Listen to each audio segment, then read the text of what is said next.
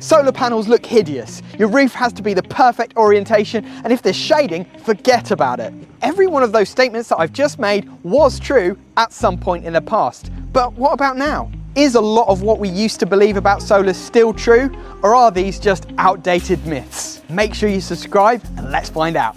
Ooh, how exciting. In today's video, we're going to be trying these, and these are what looks to be a very simple clip, but could apparently make installing solar much easier. So we're here on the north facing side of this roof, adding solar panels. Why are we doing that, you might ask? Well, interestingly, solar on the north facing roof, although not quite as good as the south side, still can generate a lot of electricity. So last year we installed the 12 panels on this south facing side of the customer's roof, along with a battery storage system and an electric vehicle charging point. However, some developments have meant that the customer needs even more solar power. So now we're fitting panels on the north side of this customer's roof. Now, traditionally, north facing roofs have always been avoided because the south is where the sun faces, right? So solar installers have always been programmed to think south facing roof, or worst case scenario, southeast or southwest. However, the reality is now, with the efficiency of solar panels, the fact that prices for solar panels have come down, north facing roofs can be really attractive, especially when you've already filled your south facing roof and you need more power, and that's what we're doing here. So it's the month of June, it's 10 to 10 in the morning, and we've already got a decent amount of sunshine on this north facing roof. And the reality is, when you run the calculations through our design software, a north facing roof like this can generate about 60% of what a south facing roof will generate, which is still a decent amount of electricity.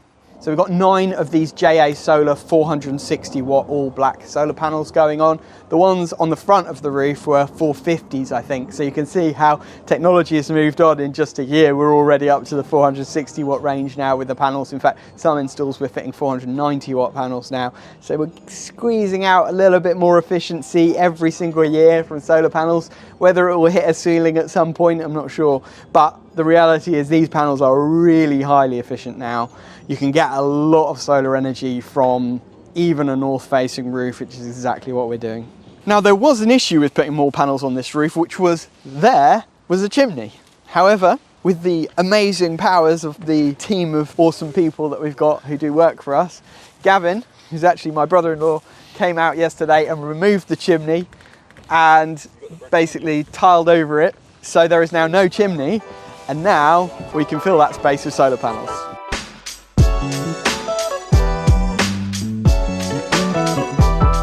One of the biggest things that installers were complaining about with the Volk Ace was that when you're tightening up the rails onto it, this nut under here kept spinning. On the Volk Ace, they've put a little housing on it there, so it won't spin out, so you really only need one tool now to tighten it up. Without tightening them up, you can slide them left and right easily to get them exactly to where you need. I think they look good, yeah. But the biggest change is going to be the clips. Yeah. Which I'm excited and nervous about at the same time. Well, the proof will be in the pudding. Let's give it a go and see if they're actually any good. Yeah.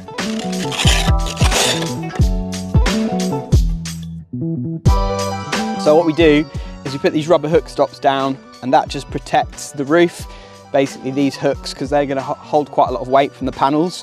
If we were just putting normal tiles underneath, what can happen is the tiles can crack. So these are like rubber versions of the tiles essentially. Maintains the roof nice and sealed, but protects the roof. And then we're just going to screw the hook into the joist, the roof truss that goes down here, so it's got a nice solid fixing. So that is now solid as a rock, not going anywhere. That'll hold our rail, which will hold our panels. When it comes to solar, shading has always been a really big factor. And if you've got a lot of shading or a large object shading a particular part of the array, it could dramatically affect the amount of solar energy that you would generate. So this is a classic example, right? We've got sunlight on part of the panel and no sunlight on another part of the panel.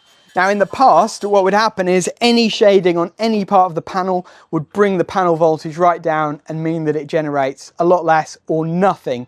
And then that would bring down the entire string, meaning that the entire string of solar panels generated barely anything. But now with innovations such as panels that have shade resistance built into them, as well as optimizers, shading is less and less of an issue. The panel's basically divided into little segments, and if only a few of the segments are shaded, the other segments in the panel which aren't shaded still generate power. In this particular situation, we were able to put these two panels on the lower roof of the porch on the same string as the main house roof, because with Tigo optimizers, the effects of shading will be minimalized on the whole array, which means that even if those two bottom panels do have a bit of shading or less sunlight than the top panels, it's not going to bring down the generation across the whole array. So this is where the batteries are. Now, we did have one stack of batteries with an inverter here that we installed previously for the south facing solar array. We've added a second stack of batteries for the north facing solar array, and the reason for that is the customer wanted more capacity. They're doing lots of clever things with Home Assistant and exporting power at the most profitable times, etc. They're on a flexible tariff, so the batteries really come into play with systems like this. Smart tariffs have changed everything when it comes to the benefits of solar and battery, to be honest. But you might notice that these batteries are close to the windows. That is not ideal, because in the PAS 63100 document, it does say that ideally batteries should not be placed within 1 meter of windows. In this particular situation, we talked it through with the customer, and ultimately there was no other place that was suitable to install them. So the customer was happy to sign off on the fact that they are by these windows. He was happy to sign a waiver basically to say that he's okay with it.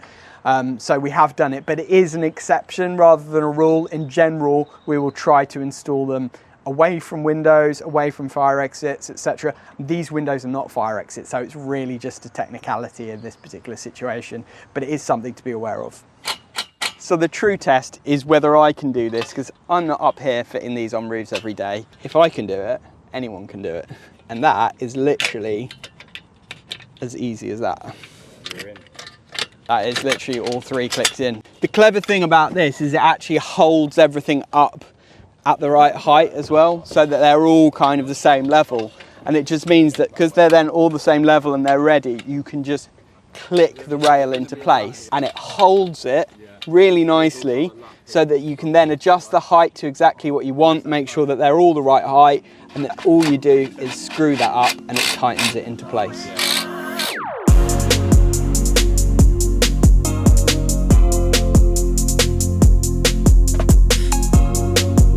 So here is the gateway, and this is really where energy independence comes to life, because this gives the customer full backup capabilities to their property, which means if there's a grid outage, power cut, something, storm, something goes down, they're energy independent. They can run their house off the solar and battery system. And that's becoming more and more important in a world where the grid is becoming older and less stable, where all sorts of things are happening that can create problems, like more and more storms that we're seeing now.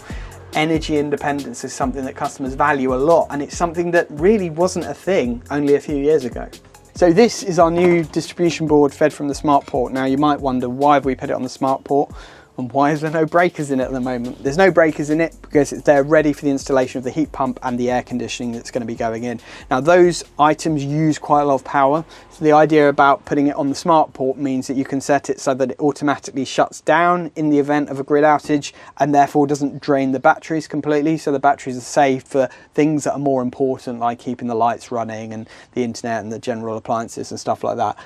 It's quite a clever setup to be able to use the smart port, and it gives you that flexibility. But we're all future-proof now, ready for the heat pump.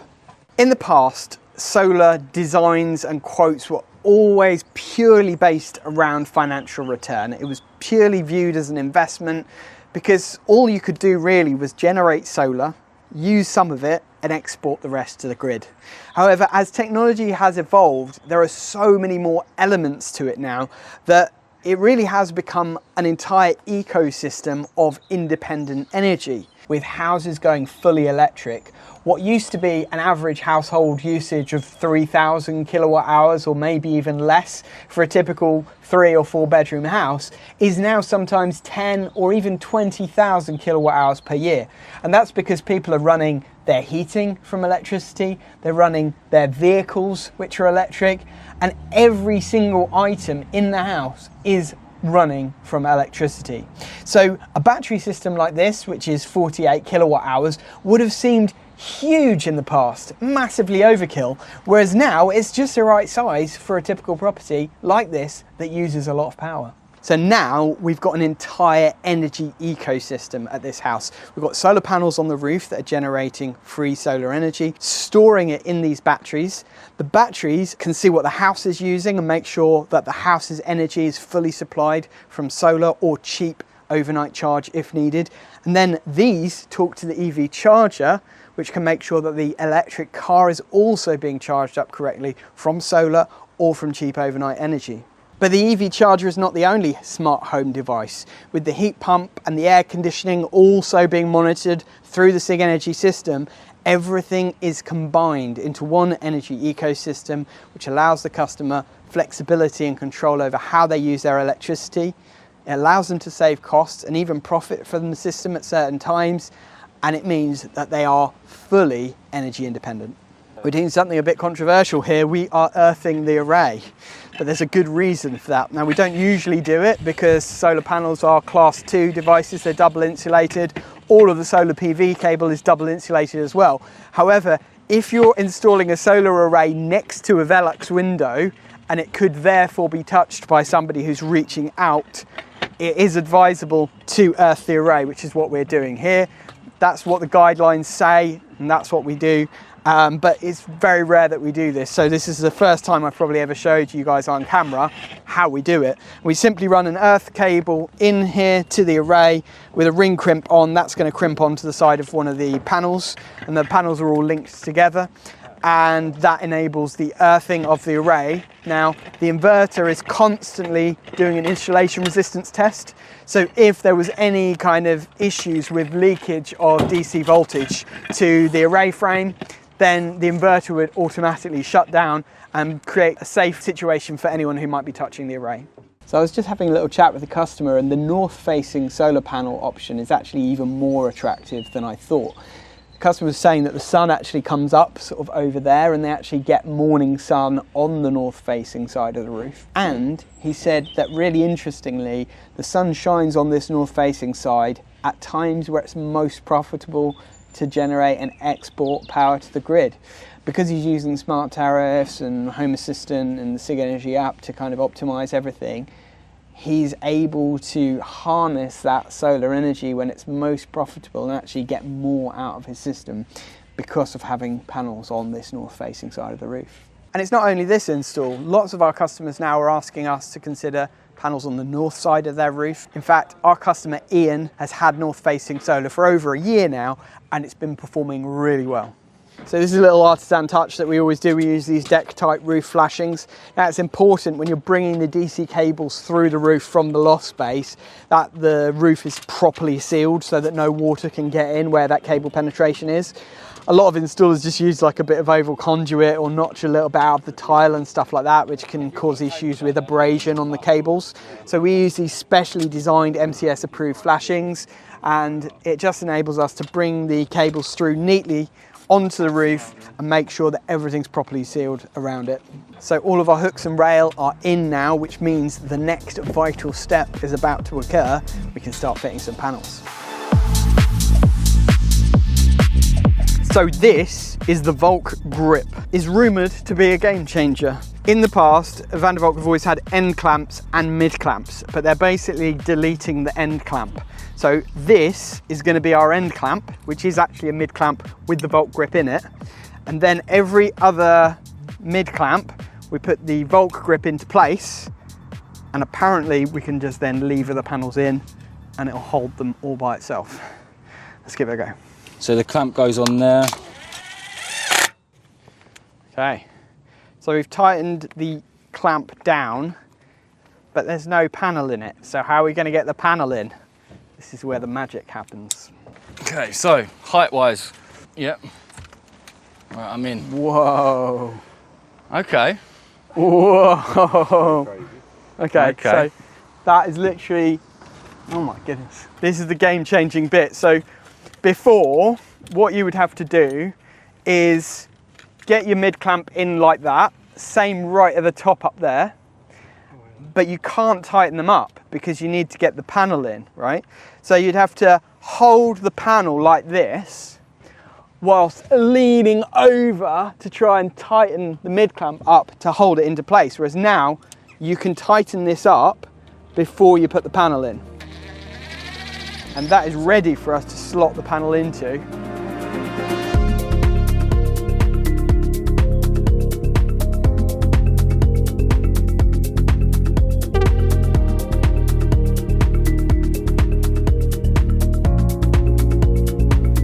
So our panels are connected, and this is our string voltage. We've got 338.9 volts DC. That is the total voltage of the open circuit. So that's with these two DC cables unplugged at the inverter end. And when we plug those in, we should start to see the system generating and charging the batteries. So what we're doing is checking the irradiance and at the same time checking the current of the array so that we can write down those figures and make sure that it's performing correctly, and all of that gets recorded on the certificate. So many people over the years have said to me, but solar panels look ugly. And that used to be true. Solar panels used to be this kind of weird bluish colour with big silver lines down them and very silvery aluminium frames. And the whole thing jankily thrown up on a roof could look pretty terrible, to the point where it could actually ruin the aesthetics of a property. But cut to today, where we've got all black panels with this beautiful bird protection that we use at Artisan called Solar Skirt. You've even got in-roof systems now which fit flush with your roof. The technology has come on so far to the point where panels can actually look really beautiful on your roof, or can look pretty much invisible. So in this video, we've busted 4 massive myths that many people still believe about solar. The reality is that technology has come on such a long way since 10, 15 years ago in the heyday of the feed-in tariff, where solar was just about using as much as you can during the day and exporting the rest to the grid. Now with battery technology, smart tariffs, integration with other smart devices throughout the home, the entire energy ecosystem of your home has changed, and solar is an amazing proposition from so many different points of view. So if you're in the market for a solar PV system and you use 10,000 kilowatt hours of energy or more per year, we'd love to help you get a system designed to meet your needs. There'll be a link below where you can apply to join our waiting list.